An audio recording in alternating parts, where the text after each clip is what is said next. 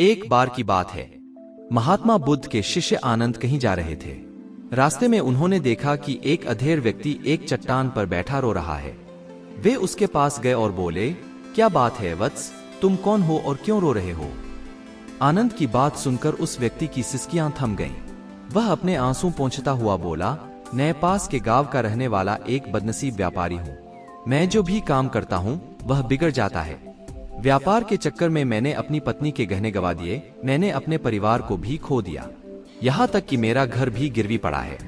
मुझे तो लगता है कि मैं किसी काम का नहीं हूँ, मेरी किस्मत ही खराब है। उसकी बात सुनकर आनंद बोले, तुमसे किसने कहा वत्स कि तुम्हारी किस्मत खराब है? जरा मैं भी तो जानूं कि तुम्हारी किस्मत में क्या खराबी है।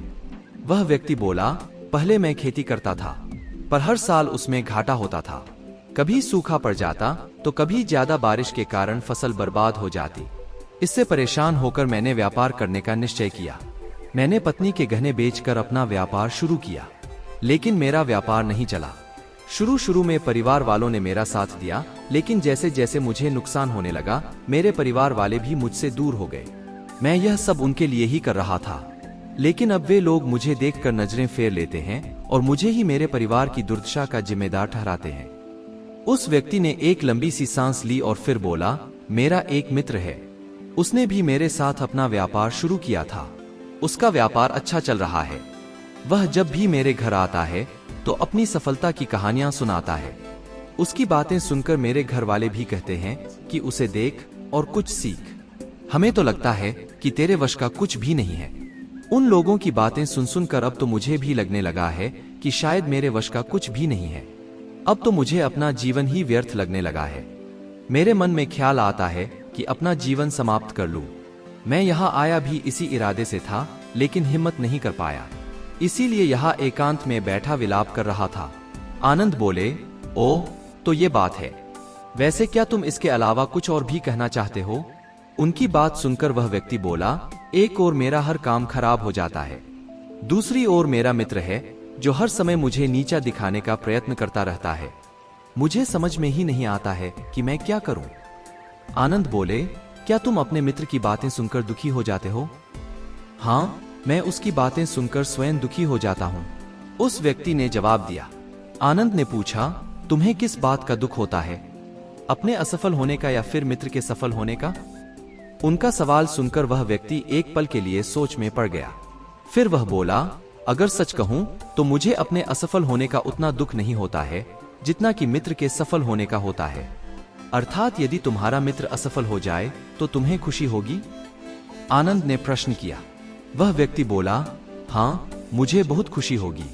इसका मतलब है कि तुम्हारी खुशी तुम्हारे मित्र पर निर्भर है। आनंद बोले, अगर वह चाहे तो तुम्हें खुश कर सकता है और अगर वह चाहे तो तुम्हें दुखी कर सकता है। तुम स्वयं से न तो खुश हो सकते हो और न ही दुखी हो सकते हो, अर्थात तुम अपने मित्र के गुलाम हो गए हो, इसलिए तुम्हारा कुछ नहीं हो सकता। ऐसा न कहे मेहतमन, उस व्यक्ति ने हाथ जोड़ दिए, आपकी बातें सुनकर मुझे कुछ आशा बंध रही है। आनंद बोले, जब हम किसी से आशा बांध लेते हैं तो उस पर निर्भर हो जाते हैं। ऐसे में हमारी खुशी और दुख भी उस पर निर्भर करने लगता है। इससे बेहतर है कि तुम अपने आप से आशा बांधो। जब तुम ऐसा करोगे, साथ ही पूरे जतन से काम करोगे, तो तुम्हें सफलता अवश्य प्राप्त होगी। कहते हुए आनंद ने एक पल के लिए उस व्यक्ति की ओर देखा, फिर अपनी बात आगे बढ़ाई। तुम्हें लगता है कि तुम्हारा मित्र तुम्हें दुखी करने आता है, पर अगर विचार करो तो वह बातें तो सच्ची ही कहता है। वह अपने संघर्ष और अनुभव की बातें बताता है। तुम उन बातों से बहुत कुछ सीख सकते हो। तुम्हें इसके लिए उसका धन्यवाद करना चाहिए कि तुम्हें घर बैठे कुछ अनुभव मिल रहे हैं। तुम उन अनुभवों का लाभ उठाओ, नई शुरुआत करो, कर्म करते जाओ, हार मत मानो, एक दिन तुम्हें सफलता अवश्य मिलेगी। आज तुम जिसे अपना बुरा वक्त या बुरी किस्मत कह रहे हो, एक दिन यह बदल जाएगी। इसी के साथ तुम्हारे विचार भी बदल जाएंगे। और देखना, जब तुम्हारा अच्छा वक्त शुरू होगा तब तुम्हारा मित्र भी तुम्हें अपनी सफलताओं की कहानियां नहीं सुनाएगा, तब वह अपनी असफलताओं की बातें बताएगा, ताकि तुम उसकी बातें सुनकर भ्रमित हो जाओ, तुम्हारा आत्मविश्वास हिल जाए और तुम गलत निर्णय ले सको। लेकिन उस समय भी तुम्हें अपनी बुद्धि का प्रयोग करना होगा। तुम्हारा मित्र जैसे आज तुम्हें दुखी करने आता है, उसी तरह उस समय भी वह तुम्हें दुखी करने आएगा, क्योंकि जिस तरह उसे दुखी देखकर तुम्हें मजा आता है, उसी तरह उसे भी तुम्हें दुखी देखने में उतना ही मजा आता है। वह व्यक्ति बोला, आपने सही कहा, लेकिन मेरा सबसे बड़ा दुख यह है कि मेरे परिवार के लोग भी इसमें शामिल हैं। वास्तव में मैं तो अपने परिवार के लिए अच्छा करना चाहता था, लेकिन वे लोग भी मेरी बात नहीं समझते हैं। वे भी मुझे गलत कहते हैं और अब तो वे मेरे साथ भी नहीं हैं। आनंद बोले, मैं सब समझ गया। तुम सांत्वना चाहते हो। वास्तव में इस दुनिया में सभी लोग सांत्वना ही चाहते हैं। हम चाहते हैं कि हम जब भी कुछ करें तो लोग हमारी प्रशंसा करें, लेकिन आमतौर से ऐसा नहीं होता है, इसलिए हम दुखी हो जाते हैं। हमें लगता है कि हमारे मित्र, परिवार वाले सब मतलबी हैं। लेकिन तुम अगर किसी को अपना परिवार मानते हो और उसके लिए कुछ करना भी चाहते हो, तो तुम्हें ऐसा क्यों लगता है कि तुम दूसरों के लिए कुछ कर रहे हो? वास्तव में तुम अपनी खुशी के लिए कर रहे हो। इसलिए परिवार के लिए कुछ करना वास्तव में अपने लिए ही करना होता है। लेकिन अगर ऐसा करते समय तुम्हें लगता है कि तुम दूसरों के लिए कर रहे हो, तो तुम दुखी रहोगे।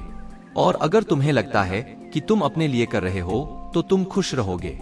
क्योंकि जब तुम अपने लिए कुछ अच्छा करते हो या करना चाहते हो, तब तुम्हें सांत्वना की जरूरत नहीं पड़ती है। आनंद की बातें सुनकर उस व्यक्ति के चेहरे के भाव बदल गए। वह बोला, आप सही कह रहे हैं। मैं समझ गया हूँ। अब तक मेरी किस्मत खराब इसलिए थी क्योंकि वह दूसरों के हाथ में थी। अब मैं अपनी किस्मत को अपने हाथ में रखूंगा। मैं फिर से प्रयत्न करूंगा, पूरे मन से काम करूंगा और जब तक सफलता नहीं मिल जाती, चैन से नहीं बैठूंगा। उस व्यक्ति की बात सुनकर आनंद मुस्कुराए और उसे एक छोटी सी डिबिया देते हुए बोले, इस डिबिया को हमेशा अपने पास रखना। इसमें एक ऐसा राज है जो तुम्हें बड़े से बड़े दुख से भी बाहर निकाल लेगा। लेकिन इसे तभी खोलना जब तुम्हारे जीवन में कोई रास्ता न सुझाई दे और तुम्हें लगे कि सब व्यर्थ है। यह दुनिया व्यर्थ है और यहाँ रहना भी व्यर्थ है। उस व्यक्ति ने आनंद को धन्यवाद दिया और डिबिया को लेकर चला गया। उसने नए उत्साह के साथ फिर से अपना व्यापार आरंभ किया। उसका व्यापार चल निकला।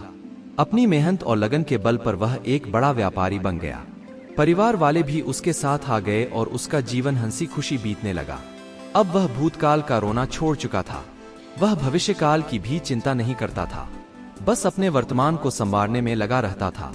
और जो कुछ भी वह करता था, वह अपने लिए करता था, अपनों के लिए करता था। इसलिए वह प्रसन्न था। उसके जीवन में अब कोई दुख नहीं था। लेकिन वक्त हमेशा एक जैसा नहीं रहता है, वह बदलता रहता है। उसके जीवन में भी बदलाव आया। एक दिन उसके राज्य पर पड़ोसी राजा ने चढ़ाई कर दी। उसने इस राज्य पर अपना कब्जा कर लिया। उसके सैनिकों ने चारों ओर लूटमार मचा दी। उन्होंने व्यापारी का सारा धन लूट लिया। उसके घर में आग लगा दी। जान बचाने के लिए उसे अपने परिवार के साथ वहां से भागना पड़ा। वह व्यक्ति अपने परिवार के साथ कई दिनों तक इधर उधर भटकता रहा। वह दाने दाने को मोहताज हो गया। उसका बच्चा बीमार हो गया। इलाज के अभाव में वह तड़पने लगा। यह देखकर उसका हृदय चीत्कार कर उठा। वह कैसे अपने बच्चे का इलाज कराए? उसके पास तो खाने के लिए भी पैसे नहीं थे। ऐसे में उसे एक बार फिर निराशा ने घेर लिया। उसे लगने लगा कि उसका जीवन व्यर्थ है, सारी दुनिया व्यर्थ है, किसी भी बात का कोई मतलब नहीं है। भले ही आप जीवन में कितना भी कुछ कर लो, कितनी भी सफलता हासिल कर लो, पर अंततः यह जीवन समाप्त ही होता है। तो फिर ऐसे में जीवित रहने का क्या फायदा? इससे तो अच्छा है कि वह अपना जीवन समाप्त कर ले। लेकिन तभी उसके दिमाग में आनंद की दी हुई डिबिया कौंध उठी। उसने उत्सुकता के साथ उसे खोला। डिबिया के भीतर एक पर्ची रखी हुई थी। पर्ची पर कुछ लिखा हुआ था। उसे पढ़कर उसकी आंखों के आगे छाया निराशा का अंधेरा छंट गया और वह मुस्कुरा पड़ा। पर्ची पर लिखा हुआ था, यह समय भी बीत जाएगा। उसने डिबिया को अपनी मुट्ठी में भींच लिया और एक नई शुरुआत के लिए उठ खड़ा हुआ। दोस्तों, अगर आप भी ऐसी ही परिस्थिति से गुजर रहे हैं, तो निराश न हो। अपने अतीत पर शोक मत करें, नहीं भविष्य की चिंता करें। अपने वर्तमान को जिएं और उसे बेहतर बनाने के लिए सच्चे मन से प्रयत्न करें। यकीन जानें, जल्दी ही आपकी किस्मत भी बदलने वाली है। आपको यह कहानी कैसी लगी कमेंट करके बताएं और हाँ, वीडियो को लाइक जरूर कर दें। धन्यवाद।